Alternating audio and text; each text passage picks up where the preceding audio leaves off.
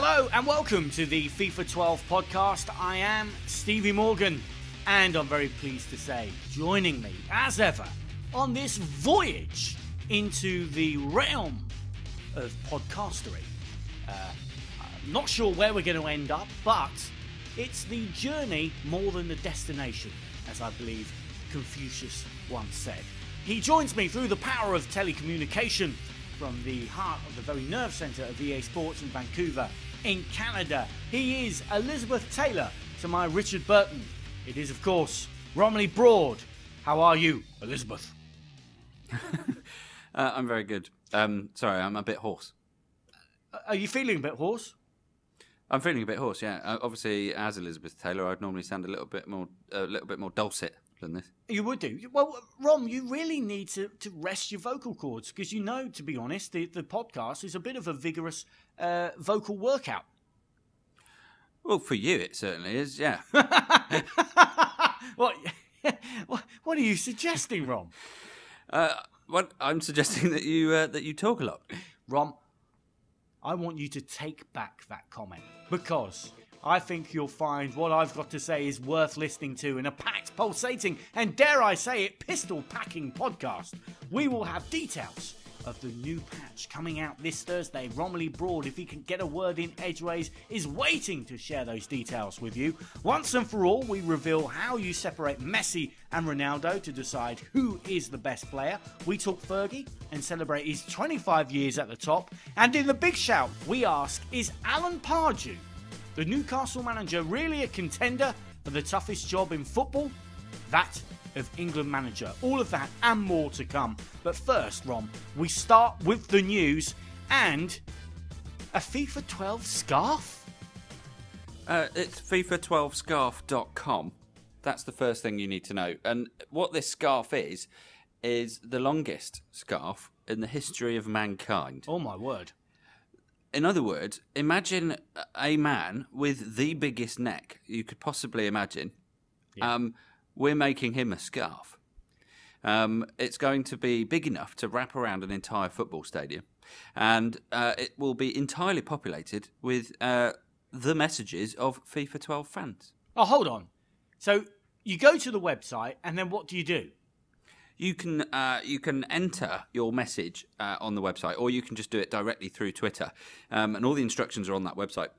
But essentially, what we're doing is we're working with this company I think they're in Germany. Anyway, they make woolly things, and they are making this scarf for us. But the cool thing about it is that each 1 meter section of the scarf is going to have a unique message from different people on it. So if you wanted to have a message from you... 1 metre?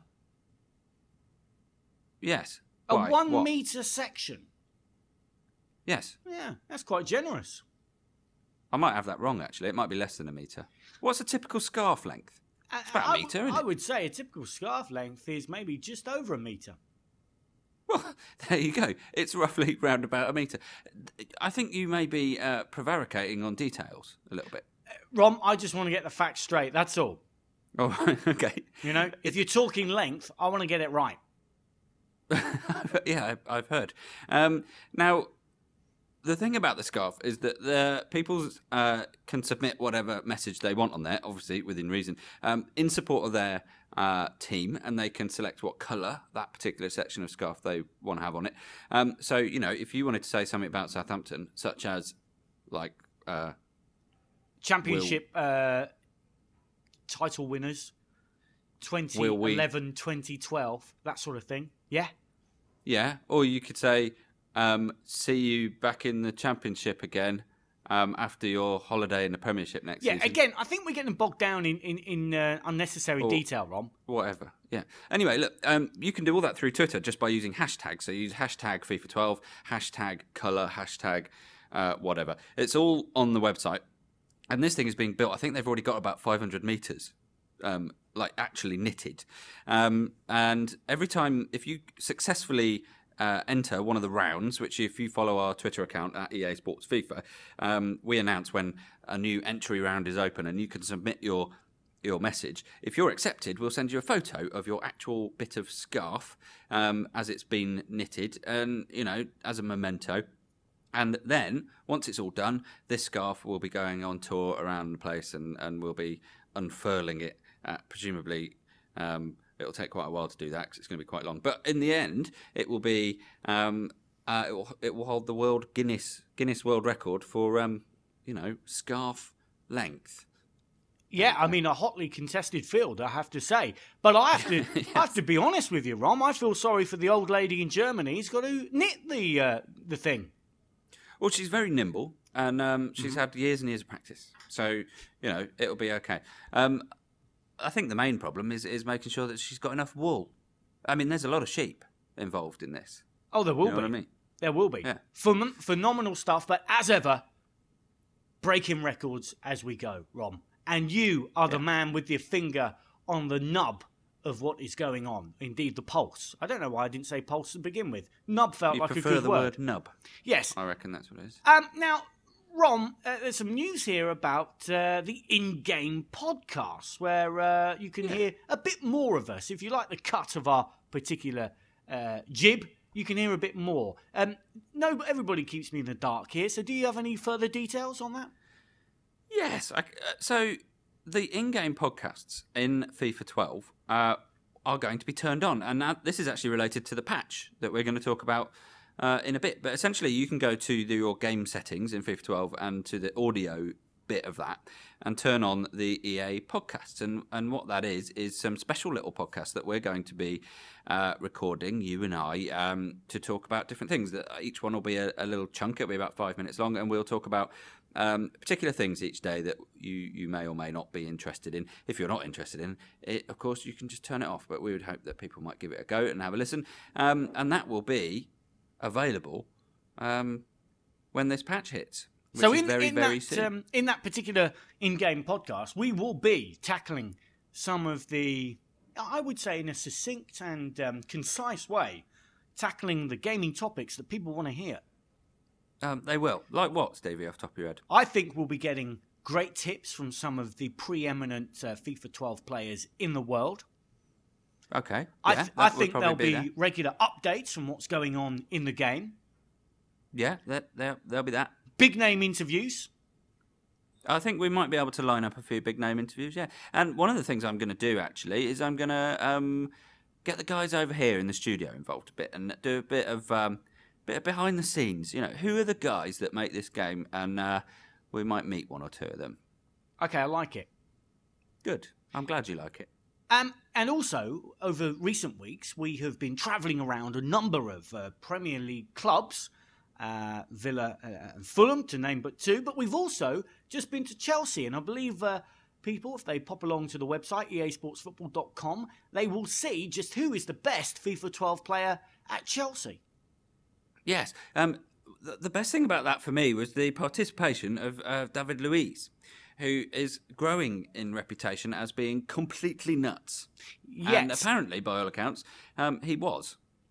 I think he is I've seen the video, and judging on what I've seen, I think he's someone that used to be described as one of the game's characters. Yes. I think that's a very polite way of putting it, Ron. Would you agree? Yeah, I think so. He seems like an interesting guy. If you go on YouTube, actually, and just search for David Luiz, there's loads of cool stuff. I don't know if you've done that, but it's quite entertaining. Well, Jack Wilshere was the best player at Arsenal.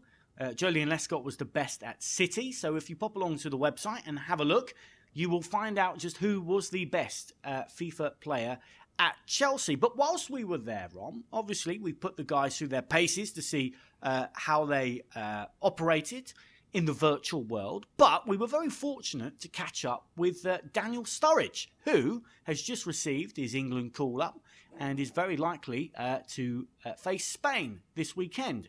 Obviously, if you're listening to this post the Spain game, it was a disappointment that he never got to face Spain. He was on the sub bench but didn't get called on, and what a joy it was when he did find himself in the starting lineup. Delete where applicable, I think there. Just use your imagination. But anyway, Yeah, Daniel well Sturridge, he's been knocking on the door of an England call-up for some time, and this is what he had to say about FIFA 12 when we spoke to him. Well, Daniel, are you a big FIFA gamer? Very big. I love playing computer games, not just FIFA, but I love playing all computer games, but I'd say FIFA at the moment is my favourite. What do you think of FIFA 12 this year compared to other years? I think it's improved a lot more than last year, and I think the competition now it's very difficult for any competition to take over from FIFA, because I think all the people that played on the competitors' games, I think they've now started to play FIFA more, because the other games have slipped a little bit. So I think FIFA at the moment is the one game that every person who plays, whether it be PlayStation or Xbox, is playing. Do you look for yourself in the game, like your player rating and likeness, that kind of thing? I actually don't play with Chelsea on the game, so I never get to play with myself. I think my brother plays with Chelsea, and one of my cousins plays with Chelsea, but besides that, I don't really play with myself. I don't like playing with Chelsea in the game. They don't suit the way I play, so I don't play with them. What is the way you play? Like, which formation do you use, that kind of thing? I always play 4-4-2, like a diamond or something like that. But I like quick players, so that's why I use Barcelona, because they have a lot of quick players in the team. If I don't use them, I use Real Madrid. Daniel Sturridge there, speaking to Tom Henderson, our man on the mic. And Rom, I have to say, we posed an interesting question recently on Twitter, and it was, how do you separate Messi and Ronaldo? I mean, what they're phenomenal talents. What separates the two of them? How will we ever decide just who is the best, and how do we do it? Well, on Twitter, we said, maybe we could get them to arm wrestle. Yes. People didn't agree. No, well, which is weird.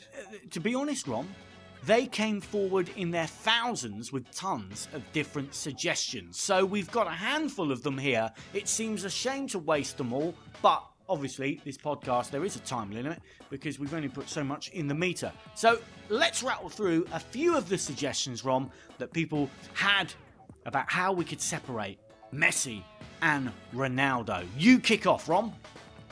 The first one here is from a guy called York Dunbar. He's called on Twitter. He suggests that they have a rap battle and the winner should take all. And I'm just imagining that, and I think that would be quite good. Well, a number of people have suggested that you and I do the same thing. Chris Win4 says, whoever can burp the alphabet. I like it. Amy416173. I should have picked a different guy with a different name there, clearly. He reckons that they should have a swimming contest. Because Ronaldo, he would obviously win it because he's got a great dive. I like that. Craig Eck, a 24-hour FIFA-thon. Best out of 101. That will settle it.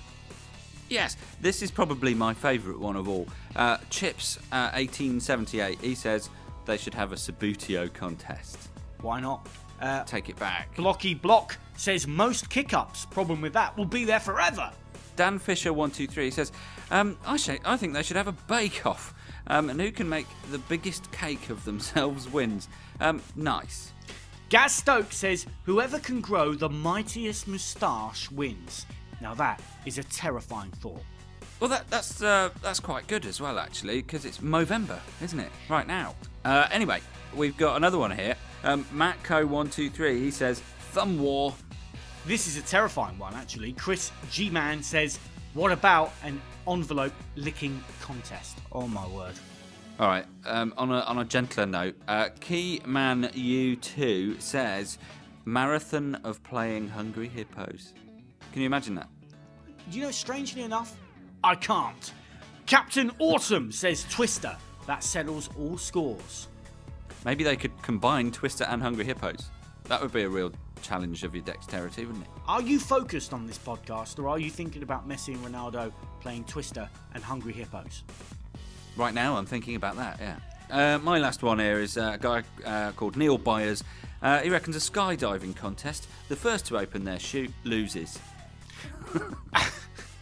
Well, there you go. It's a bit brutal. It's brutal and ingenious in many places. And, of course, the full list of those suggestions can be found on the website, easportsfootball.com. As I say, we had absolutely tons of them. And we couldn't possibly read them all out. Otherwise, we'd be here till January 2023. And Romily Broad, to be honest, has got things to do.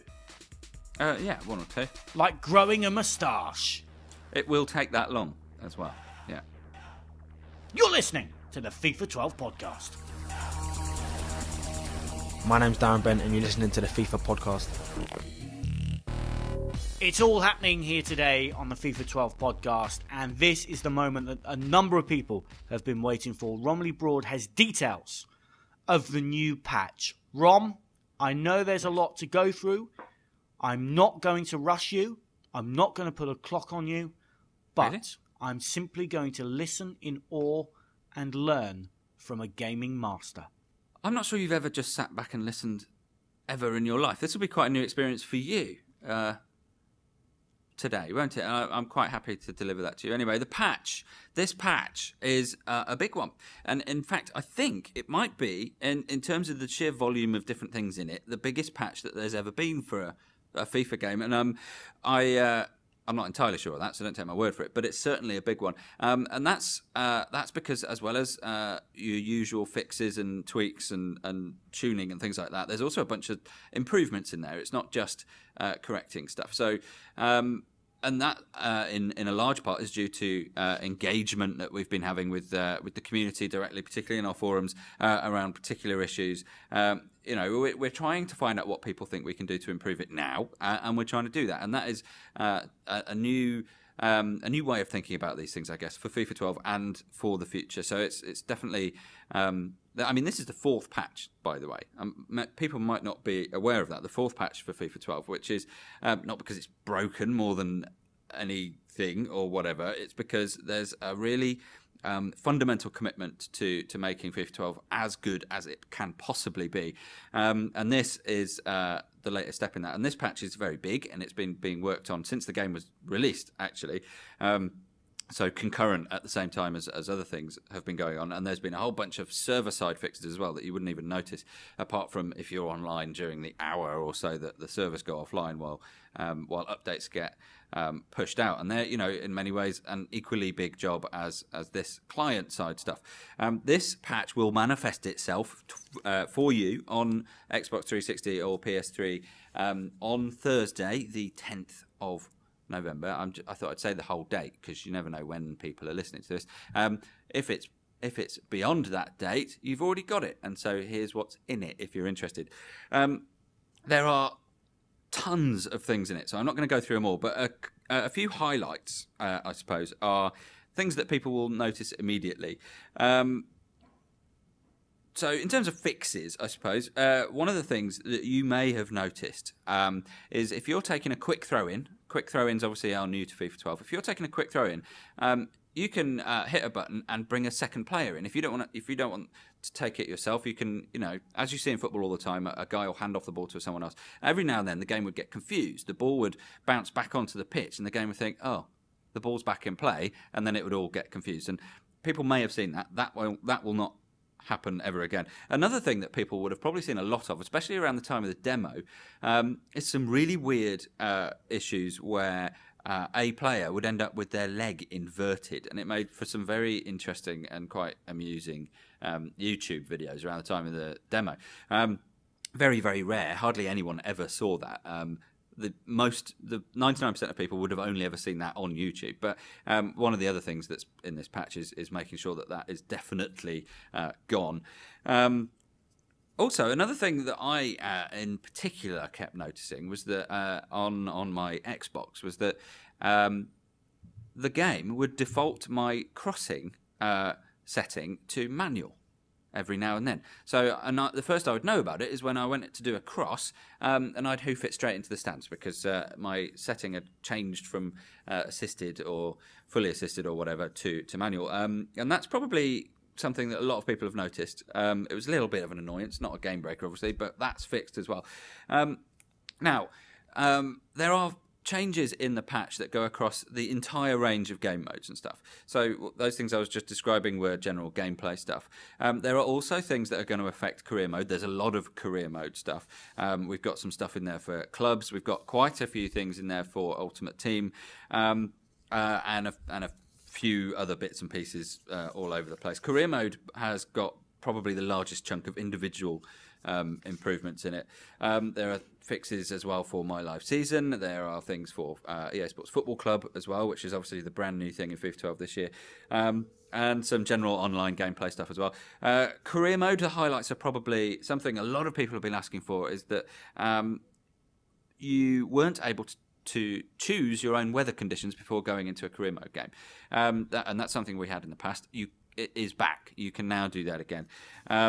Player growth generally has been tweaked and tuned and much improved. One of the main things about player growth is that people's physical attributes, so things like their sprinting and acceleration, were growing unrealistically and too quick or too much too early. And that's because that player growth stat was linked to the overall potential growth curve of that player who would progress and improve his stats over time, of course. Now, what they've done is taken a new direction in that. They've improved it and separated the growth of physical attributes from the overall player growth curve. So this isn't a fix. This is an improvement to that part of career mode. So physical attributes for players will now grow a much more sort of steady and more realistic pace. Career mode was beset with quite a few little weird random crashes that would occur to people, and they weren't random, of course. There were specific reasons, but to someone playing the game, they would appear to be random. A lot of that has been fixed in career mode as well. And youth player contracts, signing contracts with people that you've signed into your youth academy, you then perhaps bring into your first team and want to transfer out. There's been a whole bunch of tweaks and tuning there as well. But I've literally got a 2-page list of career mode stuff in front of me, and I can't go through it. But if you want to read it all, you can by going to our forums and keeping an eye out on our Twitter feed. We'll tell you where that is. Ultimate Team, there's a whole bunch of stuff. Now, a lot of focus has been put on disconnections and crashes that might occur in Ultimate Team.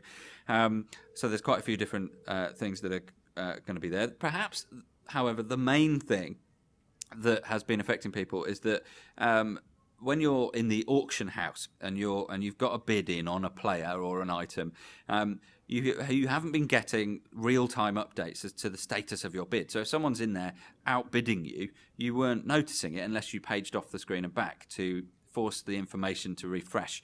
That was becoming quite annoying for those people who are really into the trading thing. Obviously, the web app at easportsfootball.com is by far the best place to do trading, but we fixed that, so that will work properly in your console again. Another thing for the big traders was that if you were paging through lots and lots of different pages of auction items after you've done a search in the auction, the game would begin to struggle over time when it was trying to deal with all of that information. It was kind of getting overloaded. So for the big traders out there, that was a bit annoying, and we've fixed that as well. Moving on to FIFA 12 clubs. Now, there's a very devout, very passionate community of clubs players, and obviously, but I think in podcasts past during the summer we were talking about how the focus for FIFA 12 was very much on taking what already existed for clubs and trying to make it work and be reliable and stable, and that has been achieved for the most part. And I hope clubs players will appreciate the fact that it's now a stable and enjoyable experience. One thing that we've done is made sure that the camera settings that you select in clubs, because people do mess around with those quite a bit, will now persist from game to game. They reset themselves before, and it was a bit annoying. We've improved that. People who play in clubs weren't necessarily noticing their accomplishments track properly.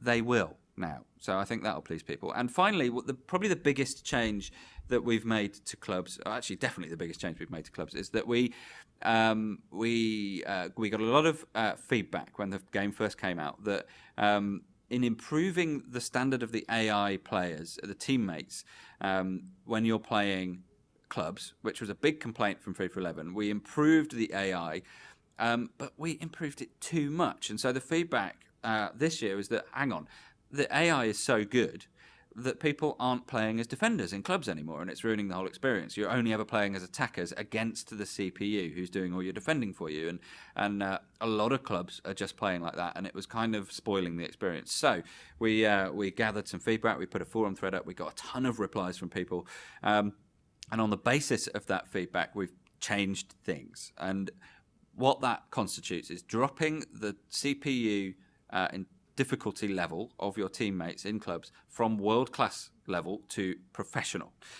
which means they're still pretty good, but if you're a good team, you're not going to want to leave all your defenders to be just professional, because other good teams will just walk around you. And we've tweaked the goalkeepers a little bit to balance that. But it's a much called for feature, and we're really happy that we've been able to slot that in here. Creation Center. There's a lot of people who are creating a ton of stuff on the website. Creation Center obviously is where you can create your own players, teams, leagues, upload your own logos, kit sponsors and things like that. Particularly good if your team isn't necessarily represented in the game, you can recreate them and their league. So there's a whole ton of stuff, millions of different items being downloaded, but a few little glitches and problems that are really, really detailed that were hindering that for people who are really into it. There's a bunch of stuff that's been fixed there as well. We've turned on the in-game podcasts. Whoa! But we talked about that before, so I won't go into that. But that's now active on all platforms.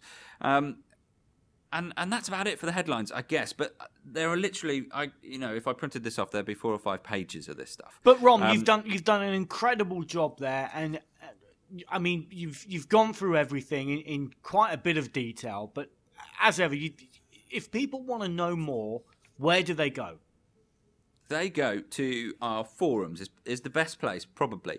EASportsfootball.com, find the forum link at the top of the page there, and you'll find it in the FIFA 12 section, general discussion area, and you'll get all those details. If you want to pour through everything that's changed, you can do so. Watch our Twitter channel, though. That's EA Sports FIFA, and we will post all the links on there and everything when all this detail is available. And one thing to add, I suppose, as well, is that while this is coming out on PS3 and Xbox 360 on Thursday, it's already out on PC and it's already out on Mac. The vast majority of stuff in this patch affects those platforms as well. There are a couple of extra things in there for PC fans, in addition to that, such as tweaking the launcher a little bit as well, so that it improves the frame rate for people with slightly older PCs and things like that. So there's a whole bunch of different stuff, and I heartily recommend checking it out when you can. Romily Broad, a superb, professional and concise job, if you don't mind me saying. How concise was it, really? I felt like I was banging on for ages. You probably were. But Rom, the main thing was it was all educational, but the learning curve doesn't end there, because there's still one other thing I believe you want to add. Yeah, so I mean, one of the hottest topics I guess we're dealing with at the moment is in Ultimate Team, people are disconnecting at the end of games, and it's very annoying and frustrating, and we totally get it. That's not part of this patch, because we're still looking into that, and what we've managed to figure out is that it's to do with certain routers, certain modems. I think we've talked about this before. Therefore, the variables that are involved in figuring out what this problem are kind of external to us. These are things that we don't control. It's not a console hardware thing.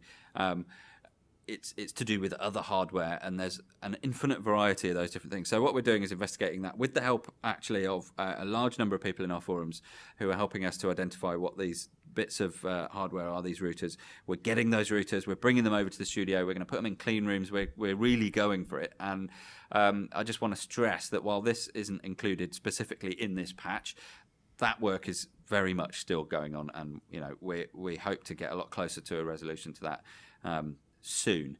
But I guess just a general call out, if anyone has experienced that problem in particular and fixed it by, maybe they went out and got a different router, or they had an old router lying around that they tried instead, and then all of a sudden it worked. We want to hear from you. Come to our forums, tell us about that, because it will help us to hone in on the very, what are almost certainly very technical details that go that are at the root of this problem. So come and let us know. You can help us out on that one.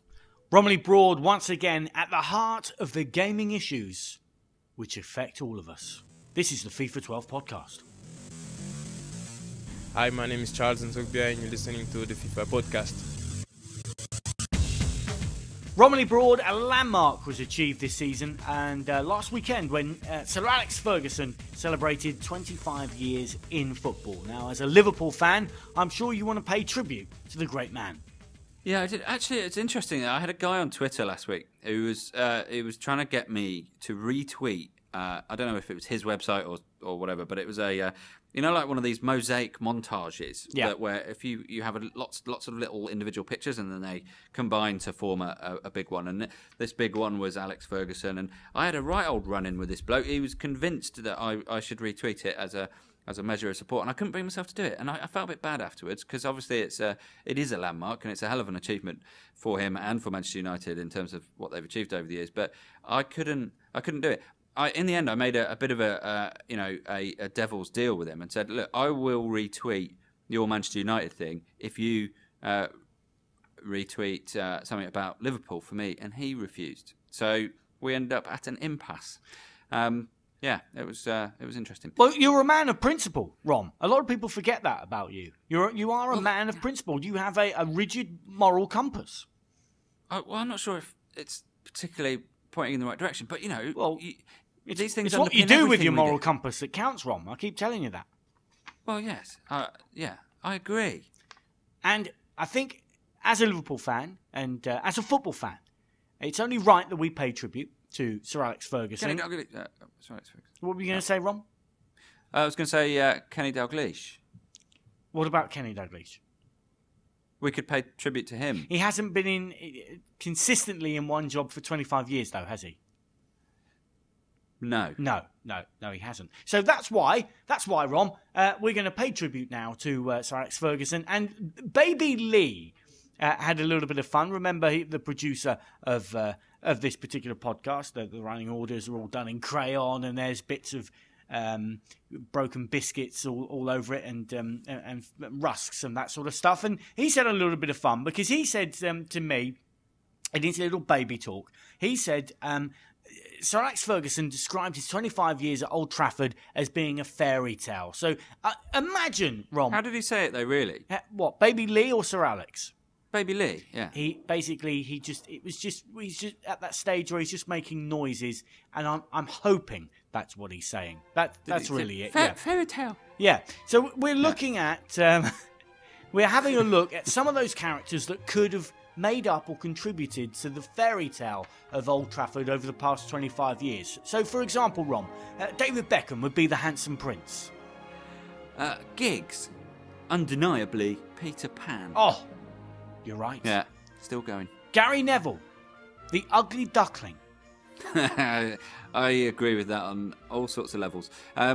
Roy Keane is the big bad wolf.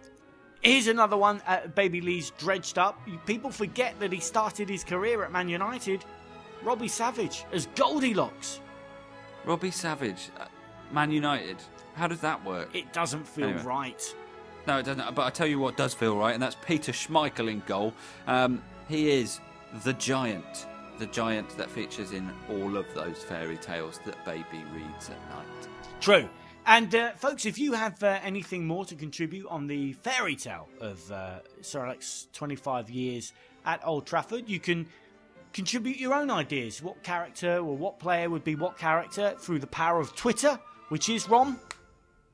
At EA Sports FIFA, there you go. Or, what would Ronaldo be? Well, I'll get Twinkle Toes.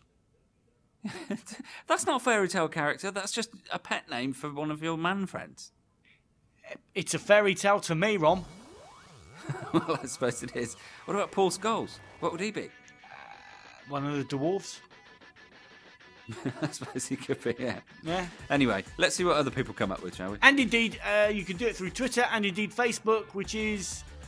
EA Sports FIFA. There you go. That's what you hear, Ron. You got all the details and you got all the answers. Or nearly all of them. Let's see how you handle the big shout. It's the chance for you to have your say in this week's Big Shout. And in this week's Big Shout, we are asking, with Newcastle flying high in the Premier League, has Alan Pardew got what it takes to be a contender for England manager? Romily Broad, what do you think? We've had plenty of response to this as we floated it this morning. What have you got to say?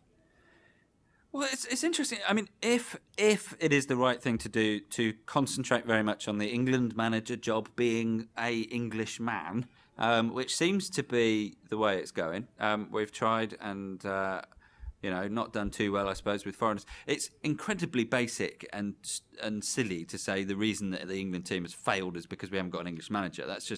It's like a very handy excuse, in my opinion. But if it's got to be an English guy, then Alan Pardew is probably top of the list, yeah. Above Harry Redknapp for you. Above Harry Redknapp. Harry Redknapp is an interesting one because he gets criticised quite a lot, but he's, I think historically, he's a brilliant tournament manager. If you remember Portsmouth, you love them in the FA Cup. Let's draw a veil over that. Yeah, well, you might want to, but he achieved wonderful things as a tournament manager. So I think actually he would probably be quite good. But Pardew's doing astonishing things at Newcastle at the moment because everyone I think thought that Newcastle would be suffering this season because they had hemorrhaged a few of their best players and were entering the season with what on paper looked like a team that wasn't going to compete very well. And look what they're doing. As a Liverpool fan, I've got to look at them being a lot better than us in the table, at least. And so, but I bet there's a lot of people from Newcastle that wouldn't like to see him vacate that seat for the England job. Well, the thing is, Ron, there were a lot of people at Newcastle who didn't want him in the seat as Newcastle manager when he arrived in the summer. And now look at them. Yeah. The guy has proved himself to be a footballing genius because not only has he got Newcastle flying high in the Premier League, Southampton, I think we mentioned them earlier, flying high at the top of the Championship, the nucleus of that team built by Alan Pardew. It was indeed, yeah. So that's why I'm in agreement with you, Rom. I think he's a serious contender for England manager. But let's see what a number of our correspondents have had to say through the power of Twitter, Facebook, and indeed the Post when it arrived this morning. Polar Nigel says, no, never in a million years would rather give Pearce or Redknapp a go. Pearce? Are you joking? Even Roy Hodgson, he says. Well, Roy Hodgson, why not? I think the only reason people would discount that is because they're snobs. To be perfectly honest. And he didn't do too well at Liverpool, did he? Yes, there's another tournament manager for you. Look at Fulham. If Roy Hodgson was still at Liverpool and spent the amount of money that Kenny Dalglish had, they would be baying for his blood. Yes, that's probably true. Anyway, Dave Pookie says, of course, he's worked wonders at Newcastle and he's too easily overlooked. Absolutely. I think Dave Pookie has got it more or less right. Chris A5R says he defo doesn't have the experience for the England job. It has to be Harry Redknapp, 100%. The thing is, how do you get experience, Romily Broad? Yes, chicken and egg. There you go. Zaya F90 says, not yet. Newcastle are doing very well, but they haven't played the big boys yet. I think their next 3 games are against big boys, though, aren't they? Unless I'm horribly mistaken. Yes, and to pluck a footballing cliche straight out of the top drawer, you can only beat what's in front of you. Yes, exactly. And, I think it's an interesting debate and it will rage on. But you can't do much better than Alan Pardew, I think it's probably fair to say. Well, let me end this discussion on what is quite a pessimistic note.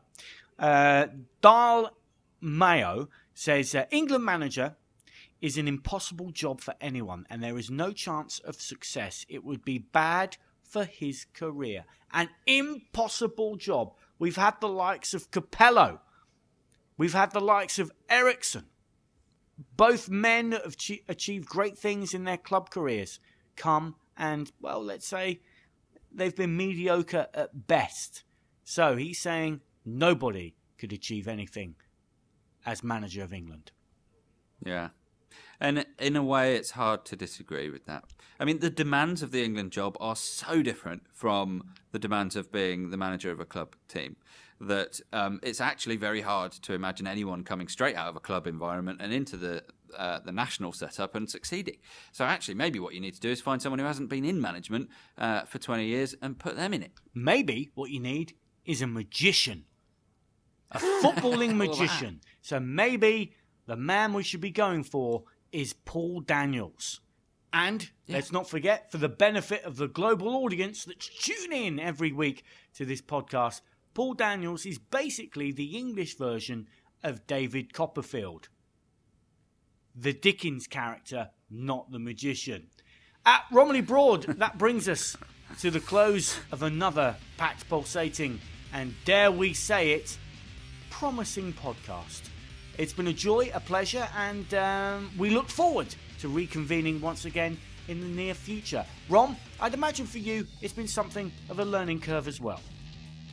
Well, I haven't learned anything because it's too early in the morning and I haven't had a coffee yet. That means that literally no synapses are firing whatsoever. Everything has been off the top of my head and now it's all disappeared from my mental cavity. Well, it's all downhill for you, I'm afraid, on this particular day. But for me, the day is drawing to a close. It's evensong here, so me and Baby Lee will probably retire to a hostelry and sing some bawdy songs. So, until next time, from Rom and myself, it's goodbye. Goodbye. Are you focused on this podcast, or are you thinking about Messi and Ronaldo playing Twister and Hungry Hippos?